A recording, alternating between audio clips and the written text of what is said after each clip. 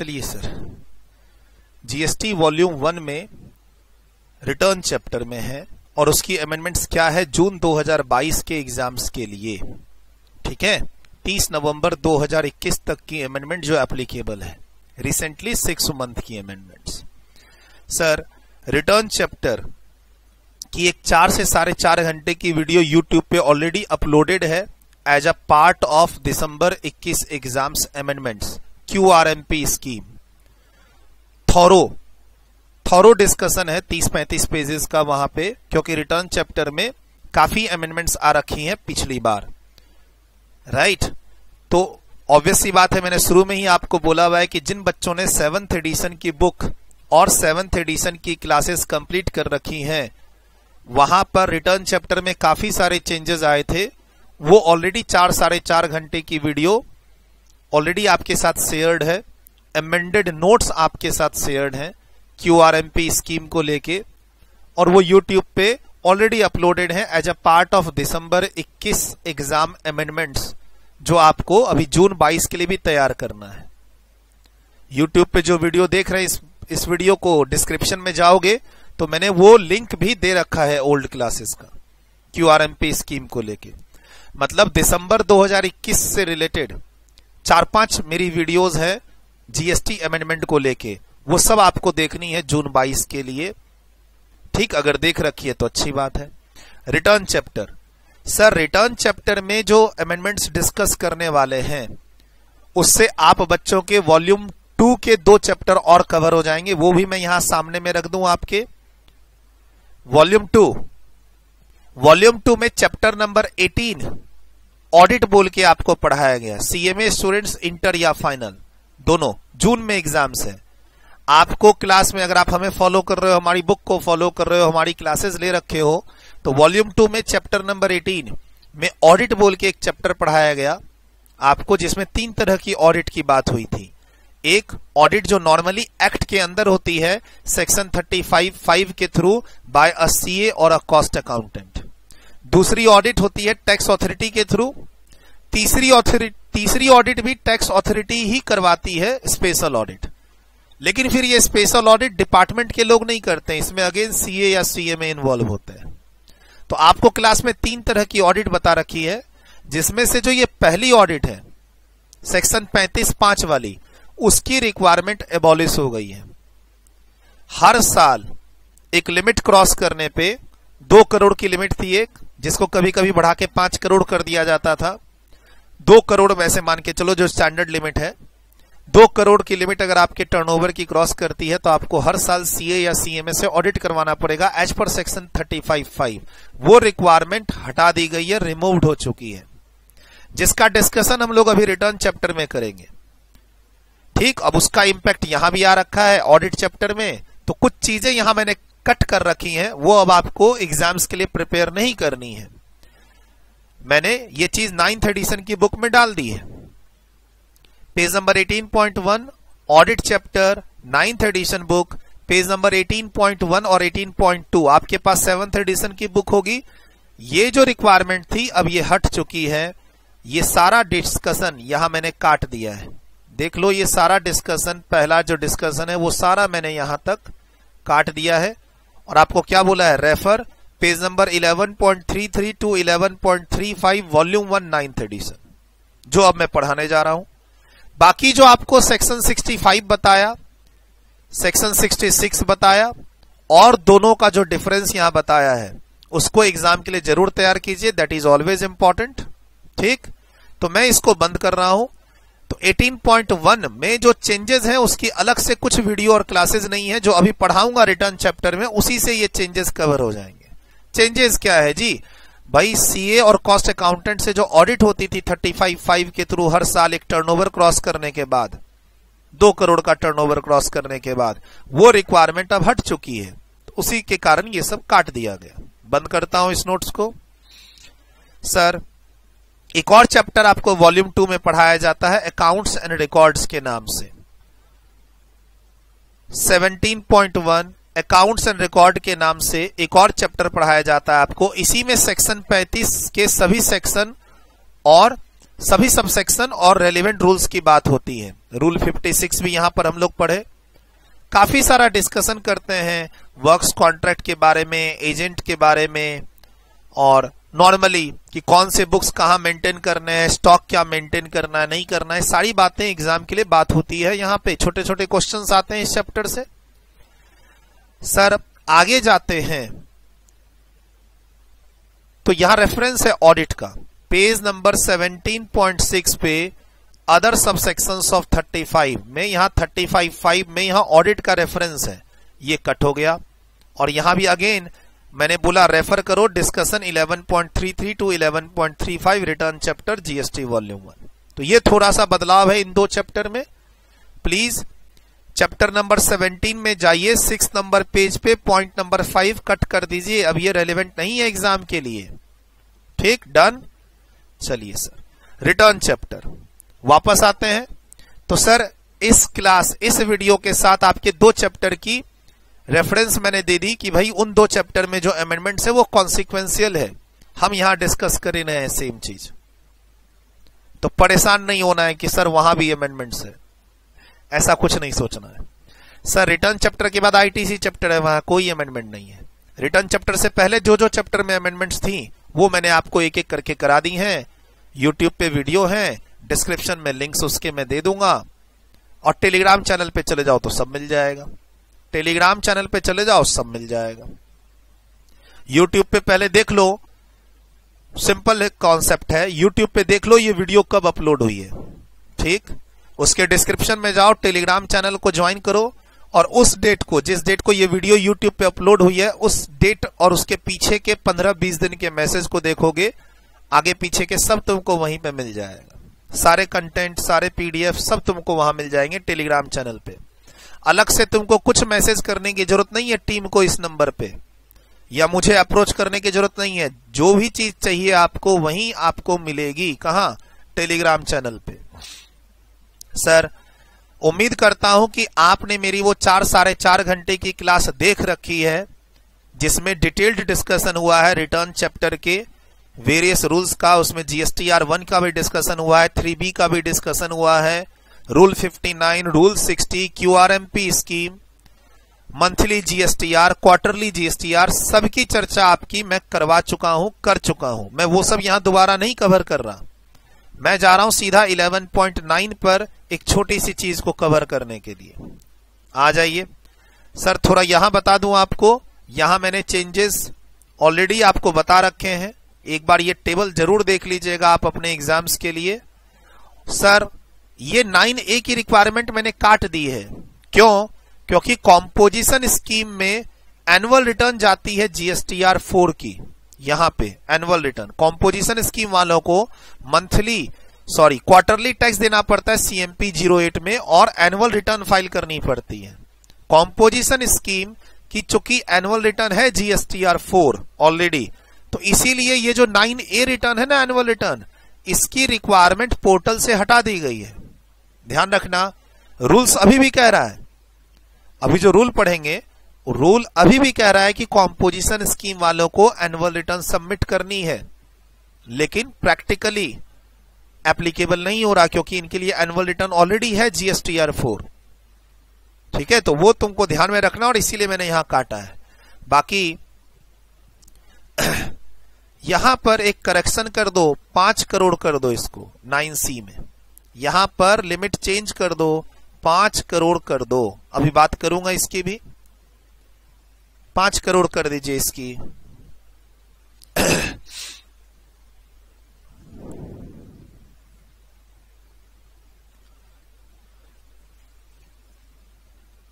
Done कर दिया 5 करोड़।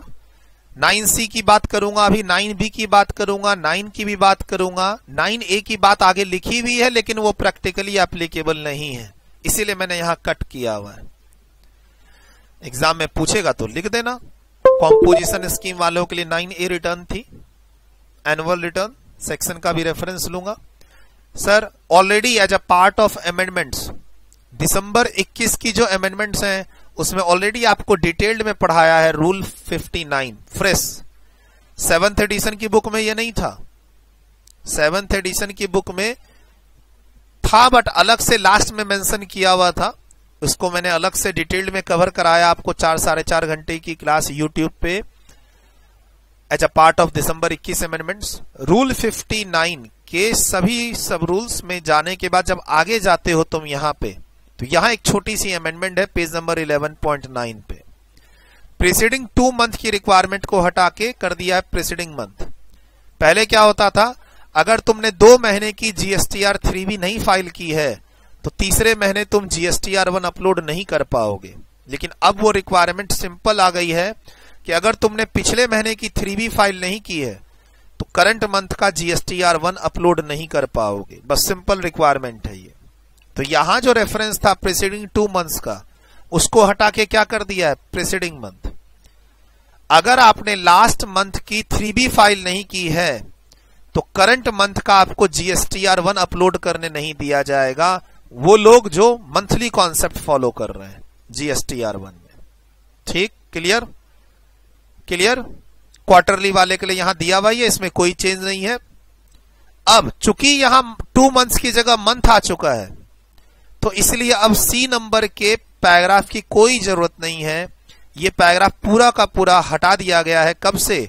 1 जनवरी 2022 से bye issuing notification 24 September 2021। Please ध्यान रखिएगा, यहां पर बात हो रही थी कि अगर तुम रूल 86B में कवर्ड हो और पिछले महीने की 3B फाइल नहीं की हो तो करंट मंथ का GSTR 1 आपको अपलोड करने नहीं दिया जाएगा। तो चूंकि लास्ट मंथ अब यही हो चुका है, 2 महीने की जगह लास्ट मंथ का रेफरेंस यही आ चुका है।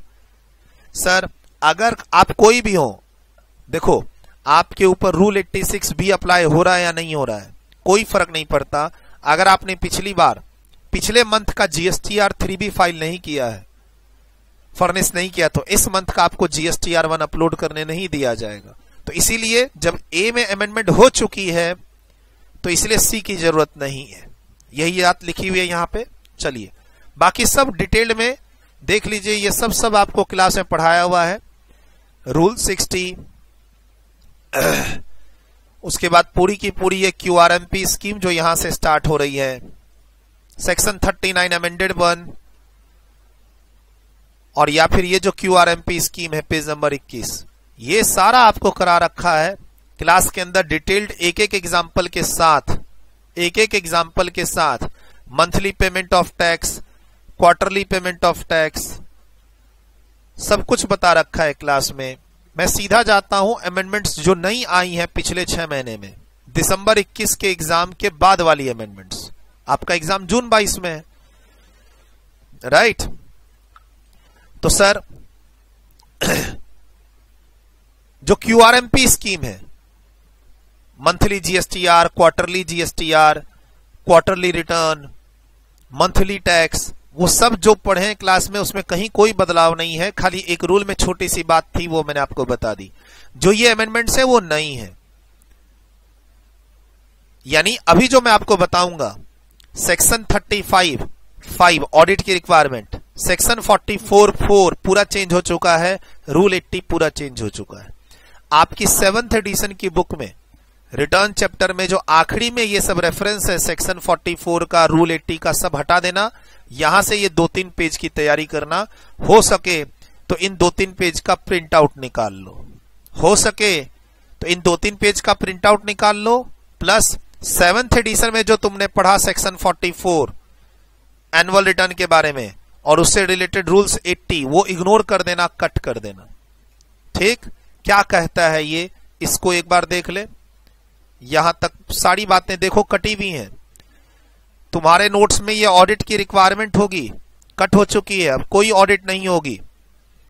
पहले पिछले साल तक ध्यान रखना, आपके एग्जाम का फाइनेंशियल ईयर 21-22 है और इसी 21-22 से अब ऑडिट की कोई मैंडेटरी रिक्वायरमेंट नहीं है कि 2 करोड़ का टर्नओवर क्रॉस करते ही आपको CA या CMA से अपने बुक्स की ऑडिट करवानी पड़ेगी और एक form reconciliation statement form 9C में ऑडिट रिपोर्ट के साथ सबमिट करना पड़ेगा टाइप कि, यानी CA से एक तरह से या CMA से सर्टिफाइड एंड ऑडिट करवाना पड़ेगा की रिक्वायरमेंट अब खत्म हो चुकी है।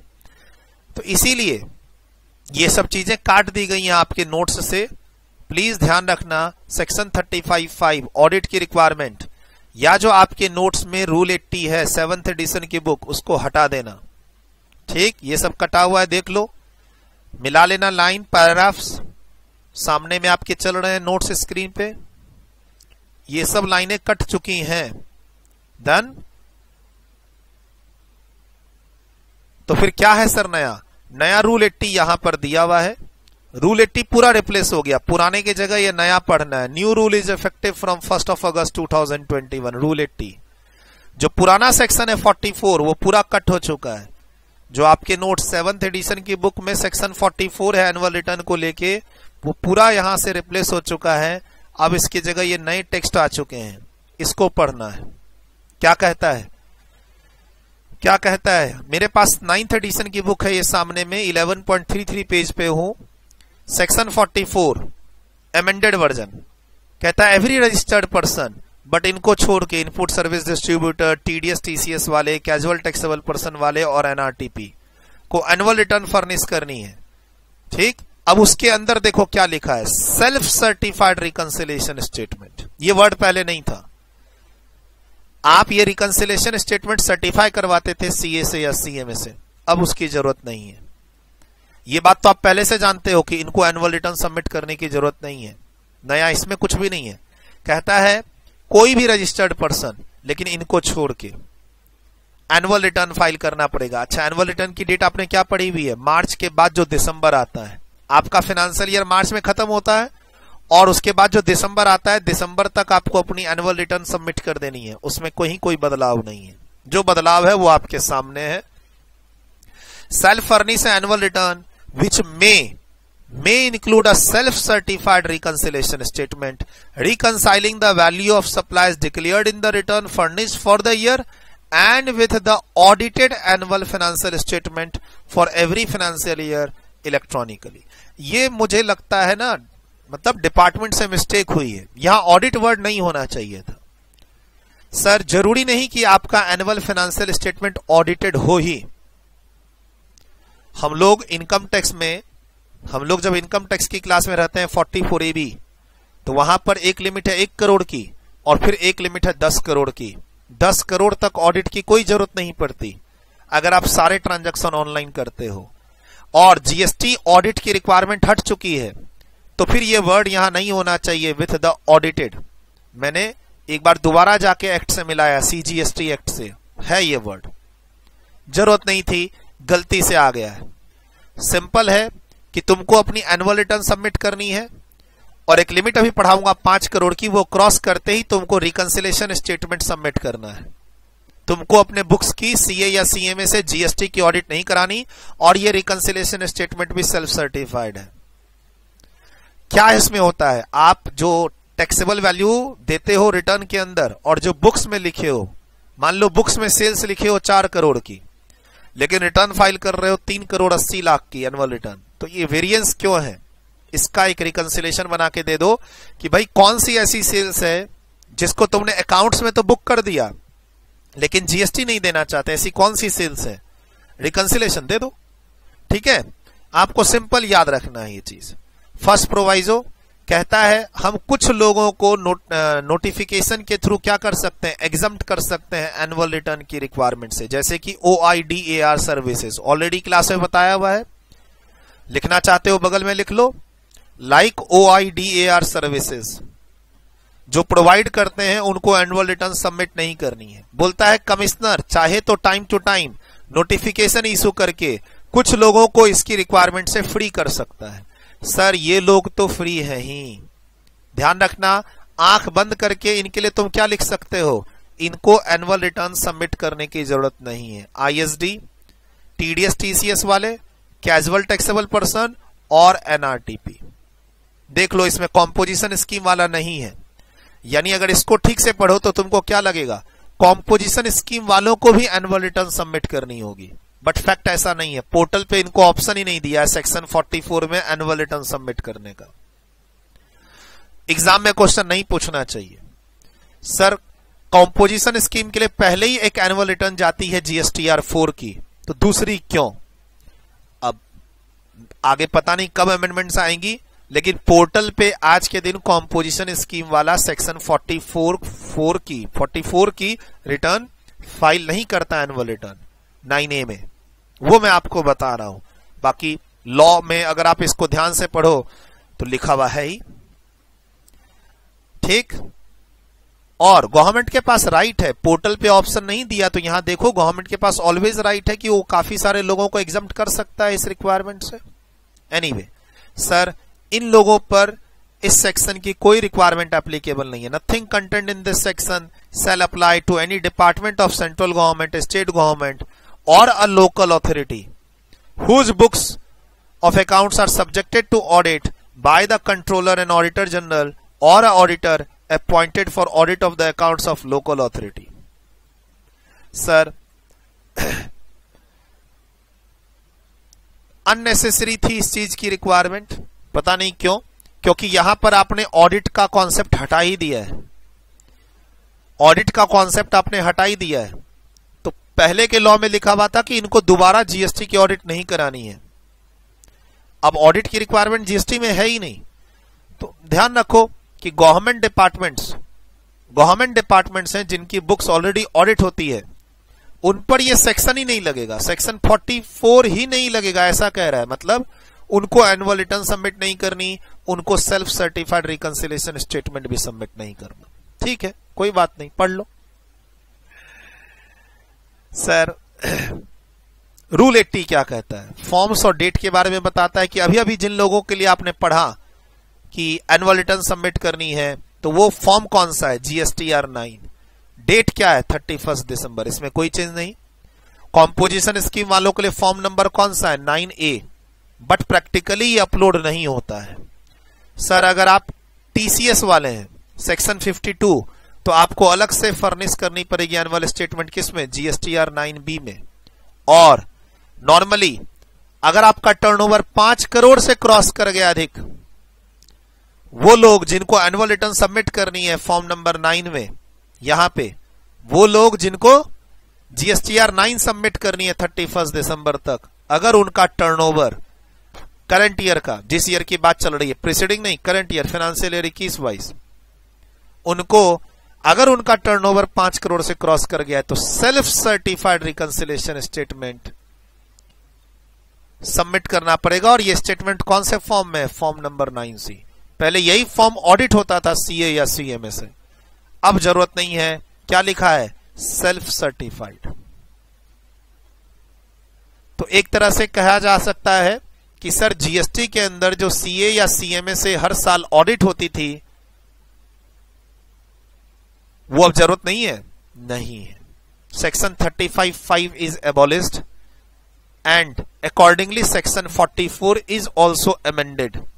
सेक्शन 44 के अंदर ही लिखा हुआ था कि तुमको 35(5) में CA या CMA से अपने बुक्स की ऑडिट करवानी पड़ेगी। ये 35(5) एबॉलिश हो गया तो उसका रेफरेंस भी हट गया सेक्शन 44(4) से। इनफैक्ट रूल 80 से भी रेफरेंस हट गया। सर 4 तरह के फॉर्म्स हैं रूल 80 में। फॉर्म नंबर 9, 9A, 9B और 9C। 9C में क्या जाता है? Self certified reconciliation statement. कब? जब आपका करंट फाइनेंशियल ईयर का, जिस ईयर का तुम एनुअल रिटर्न सबमिट कर रहे हो, उसका टर्नओवर कितने से क्रॉस कर जाए? 5 करोड़। 2 करोड़ वाली कोई रिक्वायरमेंट अब नहीं है, कोई लिमिट नहीं है। आपने क्लास में 2 करोड़ की एक लिमिट पढ़ी होगी, भूल जाइए। आपने क्लास में पढ़ा होगा कि CA या CMA से यहां ऑडिट करवानी पड़ेगी, भूल जाइए। बाकी सब याद रखिए। दिसंबर की डेट में कोई बदलाव नहीं है। नॉर्मल जो फॉर्म होता है एनुअल रिटर्न का, उसमें कोई बदलाव नहीं है। और सर इन लोगों को पहले भी एनुअल रिटर्न सबमिट नहीं करनी पड़ती थी, वहां भी कोई बदलाव नहीं है। चलिए ये भी कंप्लीट। और अब एक छोटी सी अमेंडमेंट और है इसी चैप्टर में, लेट फी को लेके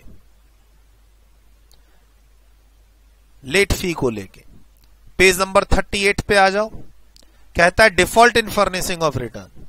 अगर आप रिटर्न फाइल नहीं करते हो, टाइम लिमिट चली गई है, निकल चुकी है सेक्शन 39 में या 44 में या 45 में, तो डिपार्टमेंट से नोटिस आएगी और उसमें लिखा जाएगा, कहा जाएगा कि भैया रिटर्न फाइल करो। ये एक रिमाइंडर कॉल है।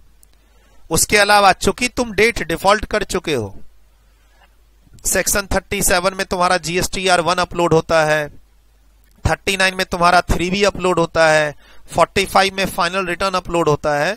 तो वहां पर पेनल्टी फी थी, लेट फी, पेनल्टी नहीं कहेंगे, लेट फी कहेंगे, कितने की? 100 रुपये पर डे, मैक्सिमम 5000। तो यहां क्लास में क्या बताया था आपको कि 5000 CGST की लेट फी है, 5000 SGST की और होगी, कितनी हो गई? 10,000।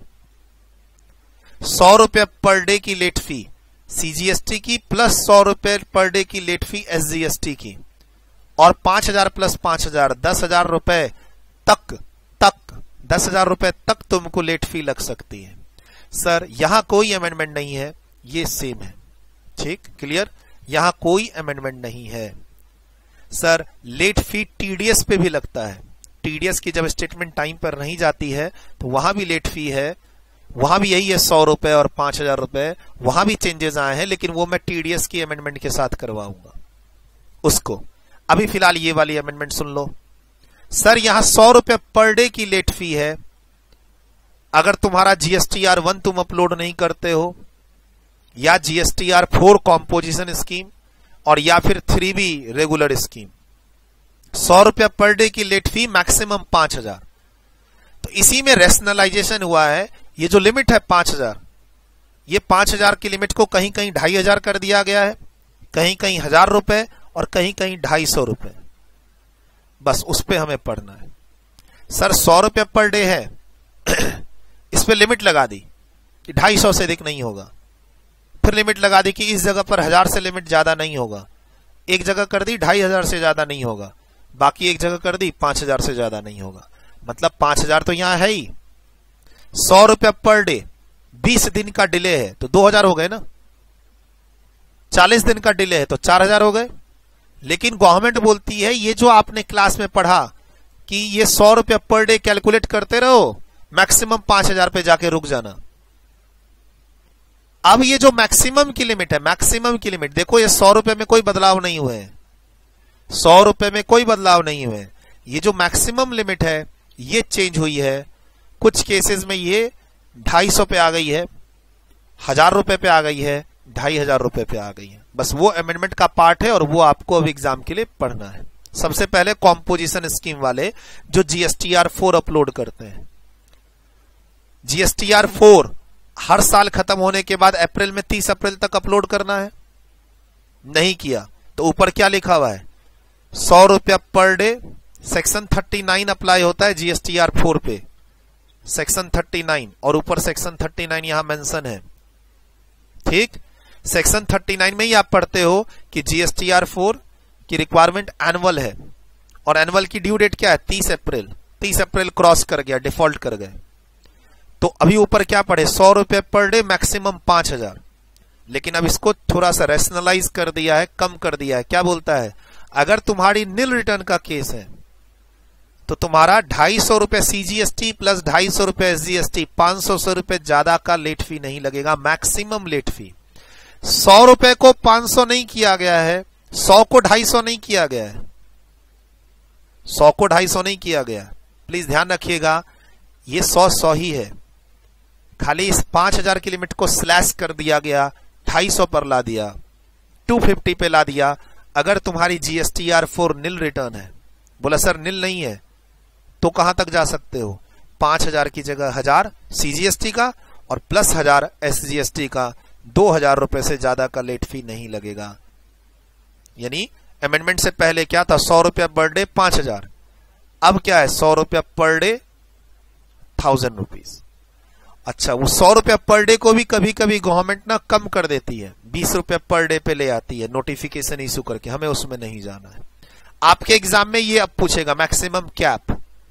तो GSTR4 के केस में अगर नील GSTR4 है तो मैक्सिमम जो आपकी लेट फी है वो है 250 प्लस 250, अदरवाइज 1000 प्लस 1000।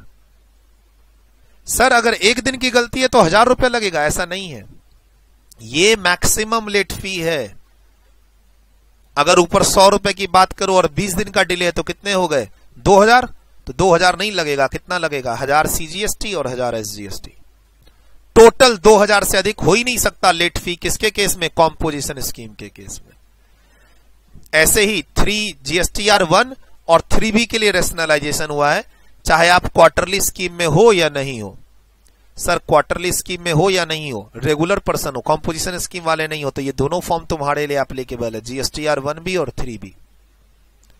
जून 21 मंथ से और या क्वार्टर एंडिंग से अमेंडमेंट है। अगेन अगर आपका नील का केस है तो 500 रुपए से ज्यादा का लेट फी नहीं होगा, 250 प्लस 250। नील का केस नहीं है, नील का केस नहीं है तो 3 लेवल है, एक 1000 का, एक 2500 का और एक जो 5000 का था। उसके लिए बोलता है अब ये बताओ तुमने लेट से रिटर्न फाइल की है 3B? हाँ सर। GSTR 1 भी तुमने लेट से फाइल की है? हाँ सर। दोनों का अलग अलग लेट फी लगेगा। GSTR 1 लेट से फाइल करते हो तो उसका अलग लेट फी है, और 3B फाइल करते हो तो उसका अलग से लेट फी है। प्रैक्टिकली गवर्नमेंट ने GSTR 1 की लेट फी एबॉलिश कर रखी है, नोटिफिकेशन के थ्रू लेवी हटा रखी है, पूरा एग्जाम्पशन दे रखा है। GSTR 1 आज के दिन प्रैक्टिकली पोर्टल पे तुम लेट से अपलोड करो, तुमको कोई लेट फी नहीं देनी है, बट एग्जाम के लिए तुमको यह ध्यान रखना होगा GSTR 1 रहे या 3B रहे तुमको लेट फी देनी पड़ेगी। सर नील केस है, हम लोग पढ़े क्लास में, नील रिटर्न, नील GSTR 1, नील GSTR 3B, नील GSTR 4 पढ़े हैं क्लास में रिटर्न चैप्टर में। नील का केस है 250 प्लस 250 लेट फी, पेनल्टी मत कहना। बोला सर नील का केस नहीं है तो फिर 1000 प्लस 1000। सर कब? पिछले साल का टर्नओवर अगर तुम्हारा 1.5 करोड़ या उससे कम है तो 2000 रुपए से ज्यादा का लेट फी नहीं होगा। पिछले साल का टर्नओवर अगर तुम्हारा 5000, पिछले साल का टर्नओवर अगर तुम्हारा 1.5 करोड़ से अधिक है बट 5 करोड़ और उससे कम है तो लेट फी 5000 टोटल से ज्यादा नहीं होगा, यानी 2500 इच। और सर नॉर्मली फिर 5 करोड़ से अधिक हो तो फिर नॉर्मल लेट फी दो ना, 5000 प्लस 5000 यानी कितना, 10,000। सर ये क्या है यहां पर जो लिखा है, क्लास में बता रखा है, ये 5000 सिर्फ CGST का है। ये एक्ट कौन सा है, ये सेक्शन कौन सा है, CGST एक्ट का। ये 5000 की लिमिट सिर्फ CGST की है, ऐसा एक और 5000 लगेगा SGST का अगर तुम लेट से रिटर्न फाइल करोगे, और ये मैक्सिमम लिमिट है। तो अब अमेंडमेंट के बाद ये मैक्सिमम लिमिट किस पे काम करेगी? अगर तुम्हारा पिछले साल का टर्नओवर 5 करोड़ से अधिक है तो। सर 5 करोड़ से कम और 1.5 करोड़ से अधिक है तो फिर ये लिमिट आ जाएगी 2.5 प्लस 2.5 टोटल 5 पे। बोला सर 1.5 करोड़ तक है तो फिर नॉर्मली 1000 प्लस 1000 2000। ठीक, मैंने टेलीग्राम चैनल पे GST की टेस्ट सीरीज भी डाली हुई है, प्रैक्टिस सेट नंबर 1 में अमेंडमेंट्स बोल के काफी सारे क्वेश्चन है, उसमें ये भी अमेंडमेंट कवर्ड है, उसको जरूर कीजिएगा। टेलीग्राम चैनल पे GST के प्रैक्टिस सेट डाले हुए हैं 1 से लेकर 14 तक। पहले नंबर में 3-4 क्वेश्चन अमेंडमेंट को लेके ही हैं, वो अब कीजिएगा क्योंकि सारी अमेंडमेंट्स ऑलमोस्ट आपकी डिस्कस हो चुकी। सर हम लोग वॉल्यूम 1 से रिलेटेड सारी अमेंडमेंट डिस्कस कर चुके हैं जो CMA इंस्टीट्यूट ने हमें बोला है पढ़ने के लिए। हमें नहीं पता CA इंस्टीट्यूट क्या बोलता है, हमें नहीं पता CA के टीचर क्या पढ़ा रहे हैं। सर CA वाले टीचर सर्कुलर्स भी पढ़ा रहे हैं अमेंडमेंट्स का पार्ट में, काफी सारे सर्कुलर हैं, 10 से 12 सर्कुलर। CMA इंस्टीट्यूट ने वो सर्कुलर अडॉप्ट नहीं किया है as a part of syllabus, तो हम उसमें नहीं जा रहे, प्लीज ध्यान रखिएगा। सर आपने तो अपने नोट्स में सर्कुलर कवर ही नहीं किया है। भाई मैं कौन होता हूं कवर करने वाला? CMA इंस्टीट्यूट पहले कवर करे अपने स्टडी मैट में, नहीं किए। अपनी सप्लीमेंट्री में कवर करे, नहीं की है, तो फिर मैं कौन होता हूं नियम बदलने वाला? जस्ट बिकॉज ऑफ कि CA के सिलेबस में CA के टीचर पढ़ा रहे हैं मैं भी पढ़ाऊं, ऐसा होगा नहीं। सर फिर एक्सक्लूसिव CMA क्लास का फायदा क्या? राइट, तो CMA स्टूडेंट्स आप प्लीज कंपेयर यहां मत करना कि सर ने ये सर्कुलर ये सर्कुलर ये सर्कुलर तो क्लास में कराया ही नहीं। अगर मान लो आपके फ्रेंड कह रहे हैं कि एक नया सर्कुलर है अमेंडमेंट्स, यहां पे सर्कुलर है, जवाब क्या होना चाहिए? अरे भाई सर्कुलर हमारी इंस्टीट्यूट ने अडॉप्ट ही नहीं किया हमारे एग्जाम के लिए, तो हम क्यों पढ़ें? यानी पोर्टल पे कोई सर्कुलर आया है तो क्या मैं पढ़ाना शुरू कर दूं तुमको? पोर्टल से सिलेबस नहीं चलता, ये ध्यान रखिए। इनफैक्ट उन सर्कुलर का रेफरेंस CA इंस्टीट्यूट ने भी अपनी सप्लीमेंट्री में नहीं दिया है, फैकल्टीज अपने मन से पढ़ा रहे हैं। कोई नहीं, क्या फर्क पड़ता है, कम पढ़ो एग्जाम अच्छे से दो, वॉल्यूम 1 की जीएसटी वॉल्यूम 1 की 9th एडिशन की जून 22 के एग्जाम के लिए सारी अमेंडमेंट्स आपकी हो गई, जो भी आपको एग्जाम्स के लिए पढ़नी थी। इसके साथ साथ 2 चैप्टर और आपका वॉल्यूम 2 का भी हो गया, एक अकाउंट्स एंड रिकॉर्ड्स और एक ऑडिट चैप्टर, वो जो सिमिलर टू दिस था। 35.5 रिमूव्ड हो चुका है। डायरेक्टली हर साल जो ऑडिट होती थी सीए की, सीएमए की, 2 करोड़ से टर्नओवर ऊपर होके, वो अब जरूरत नहीं है।